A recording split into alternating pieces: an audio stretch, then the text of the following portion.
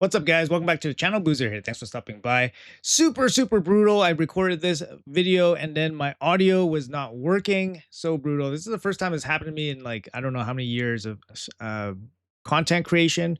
But you know what? One time I did record a video where I was pulling shards and then I forgot to turn on the recording, which is also super brutal. But man, this is the first time where I totally had blank audio and then fully uploaded and everything. I really apologize for that upload.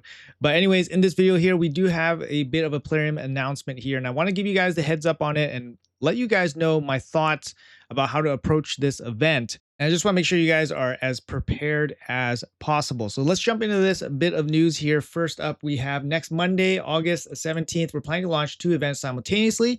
The first event will be an Awakening boost, guys, giving you a 2x chance to summon 5 and 6 star perfect souls from the Immortal Soulstone. So for here, we're going to go into the Immortal Soulstone and we're going to check out the ratings for these. So the 5 and 6 star, you get 12% and 6%. It's going to be boosted to 24 and 12%. So that's going to be 24 and 12 is 36% chance of pulling a 5 or 6 star soul from a Immortal Soulstone. Those are obviously the more expensive souls. And of course, if you get lucky and you get the soul for the correct champion that you really want, then that's going to be a huge cost and time savings, right? So this is a pretty big event for Immortal Soulstones. Now let's see what else is happening here. It's going to apply to the rank. That's pretty standard stuff, and it's a 4-day event. Now the secondary event is that there is going to be a adventure deck of fate. Where you can get rank 6 accessories from the deflection set. So if you guys recall, a couple months ago, about 3 months ago, there was a similar deck of fate at the start of the Web of Corruption collab. And it's honestly very similar. This one is strictly deflection set. The previous one was deflection and swift parry. So obviously Plarium, doing Plarium things, they create a problem. The whole meta right now is Mercurial, and right now they're trying to introduce a couple of options to help you guys deal with Mercurial meta in PvP. This is one of them, deflection set. If you have a 6-piece deflection set on your champions, you can remove Mercurial total guard stacks by attempting to land debuffs, because the debuffs do a little bit of damage and that's going to take off the total guard stacks. But getting the 6-piece deflection set is very difficult because we just don't get a lot of deflection gear, right? Deflection gear comes from core hammers, which are super expensive to get and super expensive to craft. Also, the accessories you cannot get unless you consistently place in Platinum Arena. And there's so many factions, so many accessories.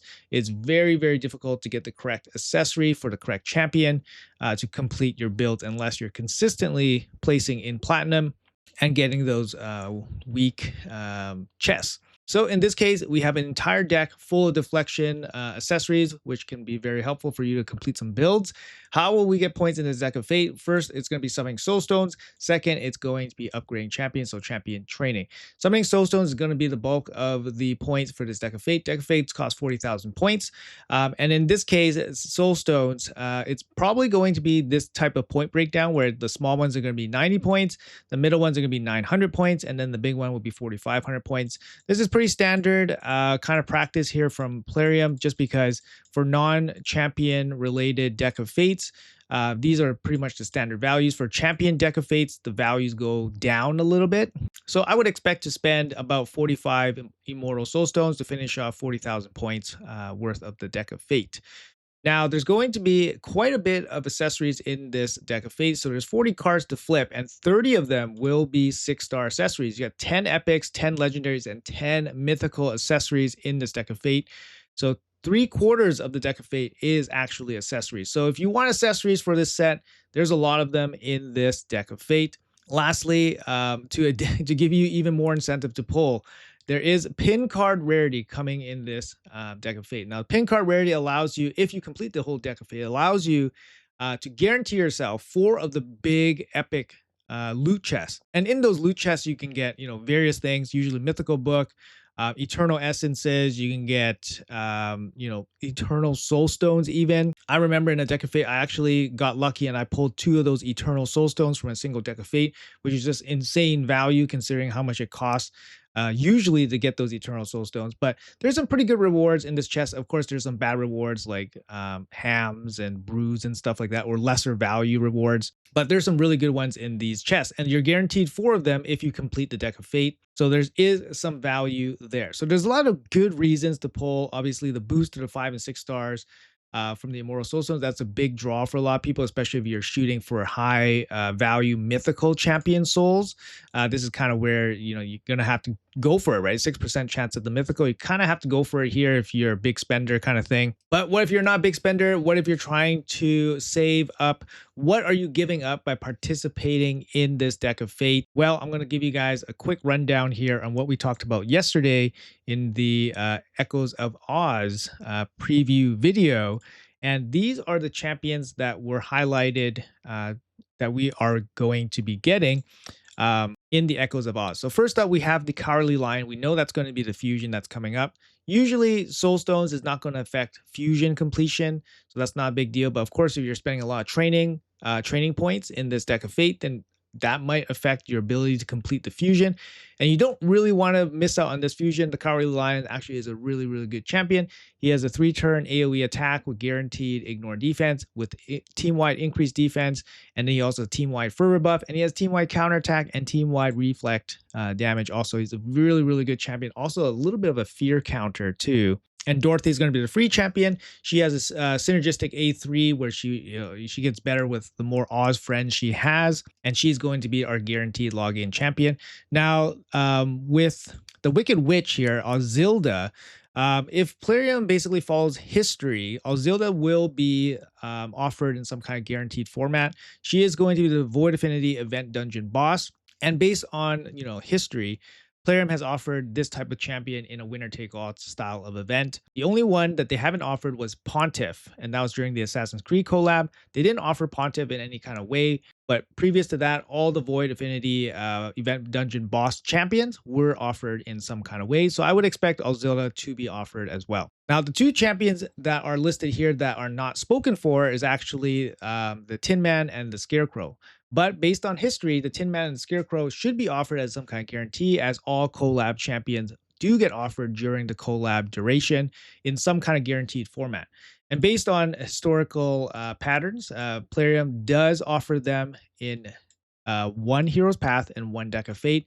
And we know the resources that they will require, and it's going to be either shards or soul stones. Usually it's one or the other, not both in a single event. So if you're spending soul stones on this event, this deflection Deck of Fate event, you're basically using up your soul stones for one of these 2 champions, the Tin Man or the Scarecrow, right? And unless you have something like 40,000, 50,000 energy in the bank ready to go to grind gear hunters, to build champions for training, you're probably going to need the soul stones to help you with some points. So that you don't fully miss out on one of these champions, the Tin Man or the Scarecrow. We can assume with extreme certainty that both these champions will probably be in some kind of guaranteed event of their own. And we can basically assume with high certainty that one of those events will include soul stones. Now, you could say that soul stones, their events will happen in about 6 to 8 weeks. So you do have some time to generate some resources. The thing with soul stones is that we just don't get them very frequently, and definitely not enough to really, really make a huge point dent in some of these events. So if you guys have some of these soul stones, if you guys have resources right now, it might be worthwhile to hold on to as much as you can, regardless of how enticing some of these events look. Like I said, this deflection Deck of Fate, they're trying their best to make us pull our soul stones. It's a really, really good event if you're looking for deflection gear. And like I said, deflection is a good way to deal with Mercurial. You got the really, really solid boost for the 5 and 6 stars. And then, of course, pin rarity on this Deck of Fate. They're trying their best to try to get us to pull our soul stones. But if we do, we are potentially missing out on one of these 2 champions. Now, the Scarecrow is going to be the reviving champion from the Friendship Circle. He does have a really, really strong A2, which places increased resistance and increased accuracy on your whole team, and it reduces the cooldown of your whole team by 1 turn. Now, if you guys are paying attention, every single champion that has cooldown reduction ability for the rest of your team in this game has seen some play in all time. It's always seen some play, down to the rare Renegade. Renegade has seen play, right? Where she can reset or reduce the cooldown on your entire team. Every one of these champions, they've always seen play.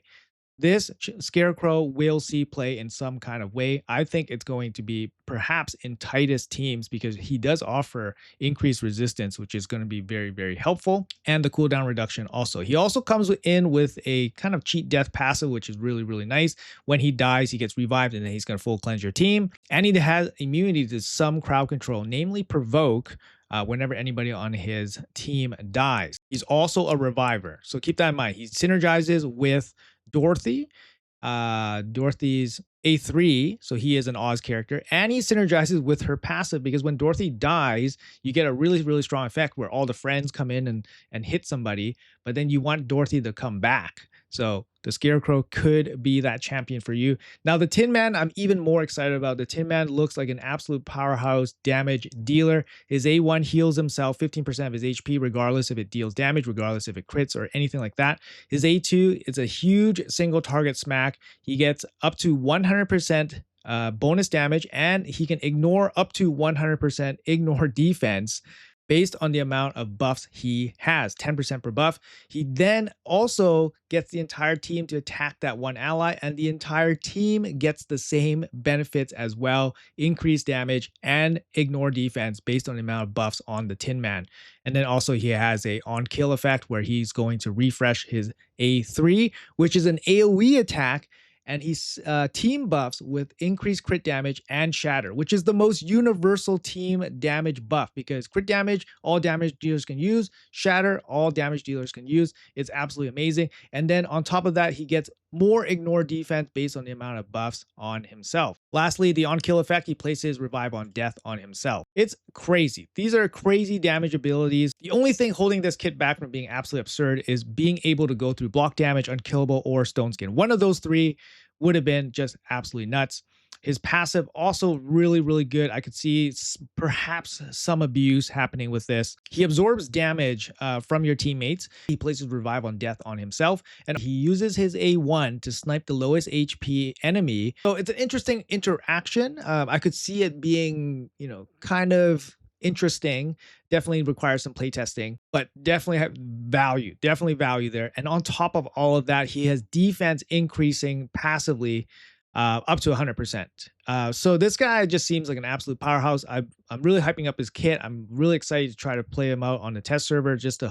I'm praying that it won't be a disappointment. But he looks amazing. PvE, potentially PvP. The multi-hit ally protection, ally attack can go through Mercurial, obviously very, very well. So yeah, I'm excited. I'm excited to test this guy. But these are the champions you're potentially giving up, right? You're potentially giving up one of these champions by throwing away, not throwing away, but by using soul stones in these type of events.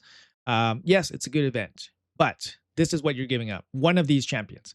All right, guys. So I just wanted to make sure that you guys are fully aware that spending your resources now outside of these events, we're gambling, right? These Deck of Fate events are straight up gambles. You're gambling on 30 accessories. You're gambling on the epic loot chest that you're going to be getting from the pin rarity stuff. You're gambling on those rewards. You're gambling on the 5 and 6 star immortal souls that you're going to be pulling. So it's a straight gamble, right? But champions, we know exactly what we're getting, guys, and these are the value rewards that are going to push your account forward. I highly recommend saving your soul stones to go for these champions, especially these good champions. And I just want to make sure that's 100% clear to you guys. I wanted to make sure that I even re-recorded this video. That's how important this message is. I even re-recorded this video just so I get this message across. Anyways, guys, for a second time today, thank you guys so much for watching the video. Let me know in the comments below what you guys think. Do you guys agree? Do you guys disagree? What do you guys think about this event? Let me know in the comments. Thanks for watching until the end. Appreciate you all. Have a great rest of your weekend if I don't catch you guys later. And I'll see you guys in the next one.